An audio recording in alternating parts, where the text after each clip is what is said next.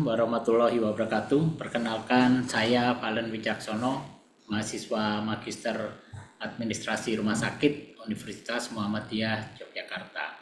Dalam rangka memenuhi tugas mata kuliah Manajemen Pelayanan Kesehatan Rumah Sakit, saya mengangkat isu aktual dari layanan instalasi farmasi.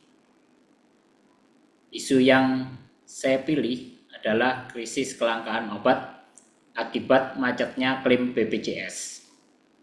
Mengambil studi kasus pemberitaan Aceh Watch pada Juni 2026 terkait RSUD Yulidin Awe. Berdasarkan pemberitaan tersebut, terjadi kelangkaan obat-obatan esensial secara masif di rumah sakit. Dan setelah ditelusuri, krisis stok farmasi ini berakar pada macetnya pembayaran klaim BPJS Kesehatan senilai kurang lebih 15 miliar rupiah.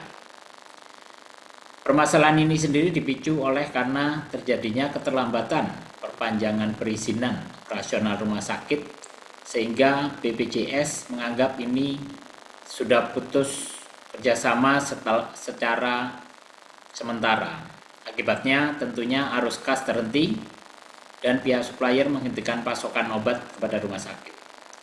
Bagi manajemen, isu ini sangat strategis. Ini bukan sekedar masalah logistik di instalasi farmasi, melainkan cerminan kegagalan sistemik dalam tata kelola administrasi dan manajemen resiko yang berdampak langsung pada kelumpuhan operasional dan keselamatan pasien. Mari kita bedah masalah ini dari kacamata efisiensi, operasional, dan profitabilitas. Akar masalah utamanya adalah manajemen yang reaktif dan belum berjalannya fungsi compliance atau kepatuhan regulasi dasar. Ketiadaan EWS terhadap legalitas institusi dapat berdampak pada terkuncinya cash flow. Tentunya dampak ini akan berefek juga kepada mutu layanan dan keberlanjutan yang sangat destruktif. Jika kita menganalisis dari sisi tata kelola klaim inasi bijis, kekosongan obat akan memaksa penundaan terapi. Penundaan terapi berarti length of stay atau masa rawat inap pasien memanjang tanpa adanya intervensi klinis yang bernilai tambah. Tentunya dalam prinsip lean management ini adalah murni sebuah waste atau pemborosan. Masa rawat inap yang molor akibat obat kosong dan ketiadaan obat itu akan menggerus habis margin profitabilitas dari tarif inasi bijis, mengubah potensi laba dari tagihan BPJS menjadi kerugian bagi rumah sakit. Di saat yang sama, moral tenaga medis tentu saja akan turun drastis dan mutu layanan di mata pasien akan hancur karena dianggap ketidaktersediaan obat ini sebagai penghambat. Keputusan strategis manajerial yang bisa kami ambil yaitu dalam rangka menghadapi krisis ini, sebagai pimpinan strategis saya mengambil 3 keputusan manajerial utama yang mengintegrasikan berbagai aspek.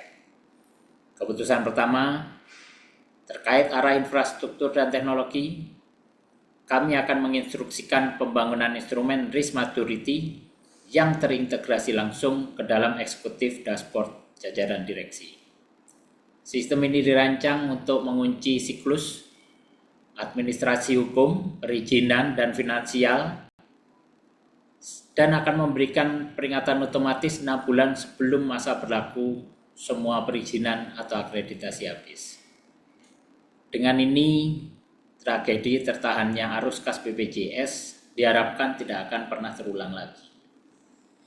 Keputusan kedua, terkait pengembangan unit yang bervalue added, kami akan melakukan restrukturisasi tata kelola supply chain instalasi farmasi. Kita tidak boleh lagi hanya bergantung 100% pada cash flow termin BPJS. Saya memutuskan untuk mengembangkan lini komersial farmasi atau apotek komersil sebagai value added unit. Unit ini nantinya dikelola secara efisien untuk menjadi penghasil uang tunai atau cash flow harian yang berfungsi menjaga likuiditas dan mensubsidi silang pasokan obat-obatan esensial saat terjadi jeda pencairan klaim dari BPJS. Keputusan ketiga terkait inklusivitas fasilitas. Dalam masa krisis saat ini saya menginstruksikan pembentukan emergency fund untuk pengadaan tunai obat-obatan life saving. Kebijakan ini menjamin nilai inklusivitas di mana seluruh pasien, baik pasien reguler, pasien VIP, pasien swasta maupun peserta jaminan kesehatan nasional dipastikan tetap menerima standar terapi medis yang setara tanpa diskriminasi akibat kegagalan administrasi rumah sakit. Refleksi profesional dari kajian ini bagi kami selalu sebagai pimpinan, keputusan tersulit yang harus saya ambil dalam krisis ini adalah mengeksekusi keputusan ketiga tadi, yaitu menghentikan sementara belanja modal non-esensial dan memotong anggaran operasional dari unit lain demi mencairkan emergency fund untuk membayar tunai ke vendor obat.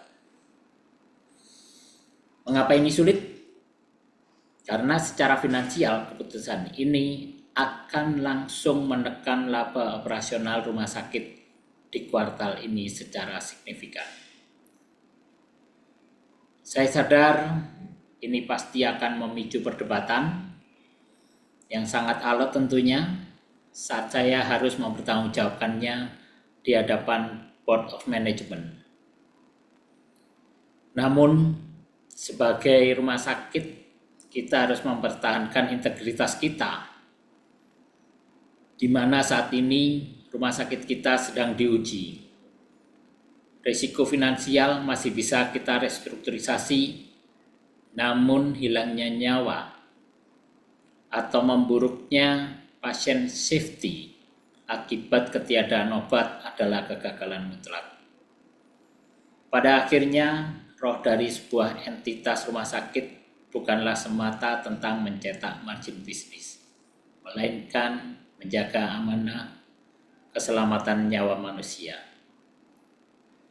Sekian analisis dan keputusan manajerial dari saya. Terima kasih. Wassalamualaikum warahmatullahi wabarakatuh.